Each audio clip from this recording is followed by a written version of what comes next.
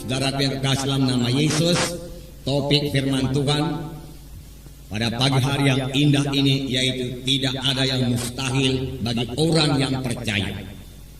Memang ada firman Tuhan mengatakan tidak ada yang mustahil bagi Tuhan. Tetapi nanti kita membaca dalam buku Markus pasal 9 ayat 23 yang mengatakan tidak ada yang mustahil bagi orang yang percaya. Biarlah semua kita nanti saudaraku setelah selesai firman Tuhan ini berani juga berkata tidak ada yang mustahil bagi saya yang percaya. Karena kuasa Tuhan akan bekerja bagi setiap anak Tuhan yang percaya. Karena kuasa Tuhan akan menjawab setiap anak-anak Tuhan yang memiliki iman. Jadi firman Tuhan ini akan membawa kita kepada kemenangan. Firman Tuhan ini akan membawa kita kepada kesanggupan untuk mengatasi problema-problema kita. Sehingga kita hidup berkemenangan. Menang atas kelemahan-kelemahan kita. Menang atas penyakit-penyakit kita. Menang atas kemiskinan kita. Menang atas kegagalan-kegagalan kita. Sebab semua itu bukan daripada Tuhan. Kegagalan bukan daripada Tuhan. Kemiskinan bukan daripada Tuhan. Kekurangan bukan daripada Tuhan. Janganlah disalahkan Tuhan karena kekurangan kita. Tetapi lebih baik kita kenal siapa Tuhan Yesus itu dan apa maksudnya dalam hidup kita.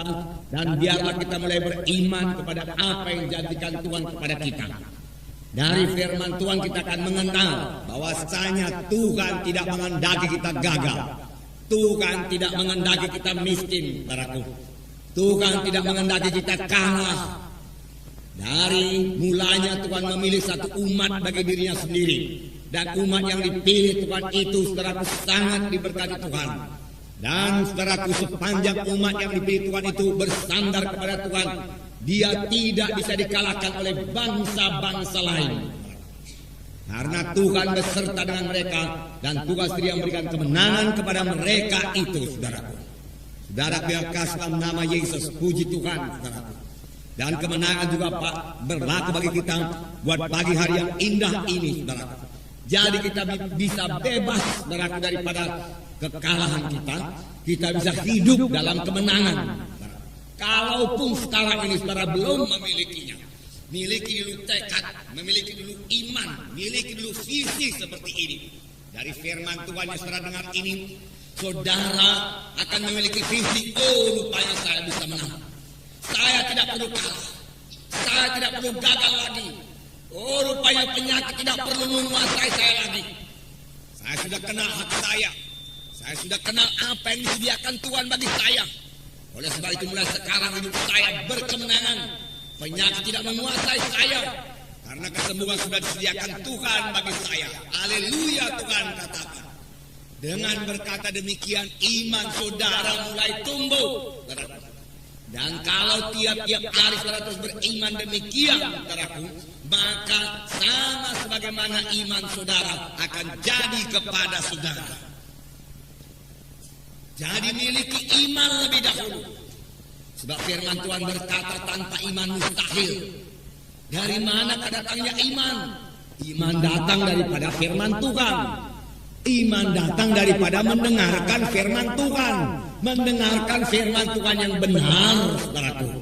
Mendengarkan firman Tuhan yang memberikan pengertian yang benar kepada Tuhan, kepada saudara dari hamba Tuhan yang benar, saudara. Itu sebabnya kita perlu sekali mendengarkan, saudaraku, hamba-hamba Tuhan yang benar yang diurapi Tuhan.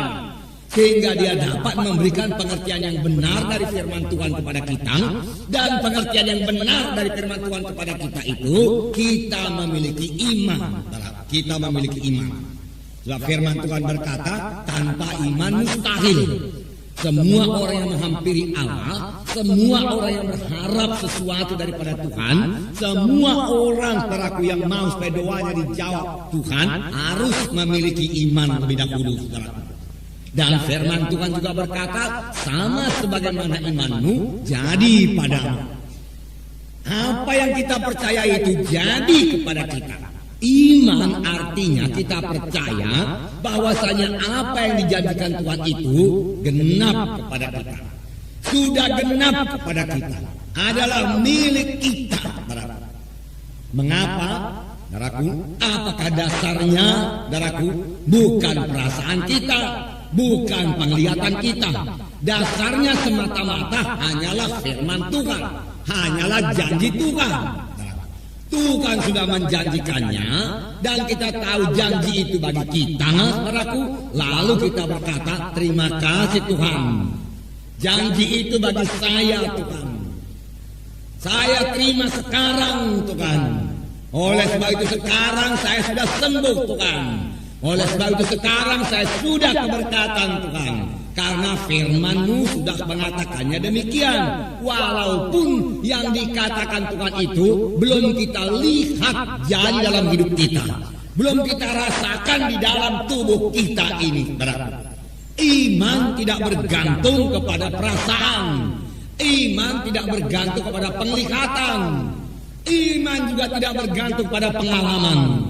Iman bergantung semata-mata kepada janji Tuhan. Kelihatan atau belum kelihatan, sudah kita terima atau belum kita terima, saudaraku, kita harus tetap berpegang pada janji Tuhan itu. Maka dia akan memperoleh apa yang diimankannya. Dia akan memperoleh apa yang dikatakannya. Firman Tuhan berkata, saudaraku. Saudara yang kasih dalam nama Yesus. Jadi kita bisa menang, saudaraku. Jadi kita semua bisa berhasil, saudaraku. Jadi kita semua bisa berbuat perkara yang besar, saudaraku. Jadi nasib kita berubah dalam Tuhan ini. Dan memang mesti berubah, saudaraku. Kita datang kepada Tuhan untuk menerima perubahan ajaib. Kita datang ke gereja ini bukan untuk sekedar menerima sedikit pengertian-pengertian baru daripada firman Tuhan. Bukan yang sekedar begitu saja. Kita datang untuk diubahkan. Kejadian lama lalu, kejadian baru timbul dalam kita. Jadi dalam kita, saudaraku. Hidup baru dalam Tuhan yang lain daripada hidup yang lama, saudaraku. Hidup yang bergantung sepenuhnya kepada Tuhan. Hidup yang bergantung kepada firman Tuhan. Maka sepanjang hidup kita tidak akan dipermalukan, saudaraku. Saudaraku yang kasih dalam nama Yesus, memang semua jawabannya yang terdapat dalam firman Tuhan. Firman Tuhan tetap berkuasa, saudaraku. Firman Tuhan berkuasa mengubahkan hidup kita, saudaraku. Firman Tuhan yang kita terima, firman Tuhan yang kita dengar tidak pernah kembali dengan kosong, saudaraku. Saudara yang kekasih dalam nama Yesus, karena firman Tuhan itu berkuasa. Dalam Ibrani pasal 11 ayat 3 dikatakan bahwa alam semesta ini dijadikan oleh firman Tuhan. Demikianlah berkuasanya firman Tuhan itu.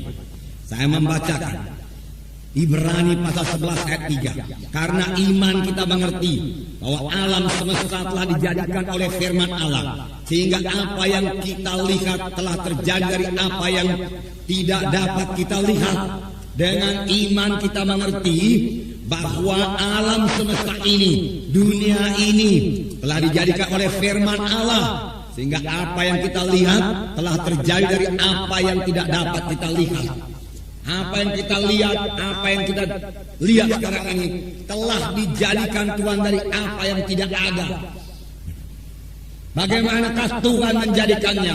Firman Tuhan berkata, alam semesta ini dengan segala isinya dijadikan Tuhan dengan firman-Nya. Begitulah berkuasanya firman Tuhan itu. Tuhan Yesus saja berkata, jadilah terang, terang pun jadi. Jadilah matahari, bulan dan bintang. Dia hanya mengucapkan firman Tuhan, lalu matahari, bulan dan bintang pun jadi. Saudaraku, jadi. Inilah kuasa firman Tuhan yang diucapkan oleh Tuhan. Dan kuasa firman Tuhan yang kita ucapkan juga, saudaraku, tetap berkuasa, saudaraku.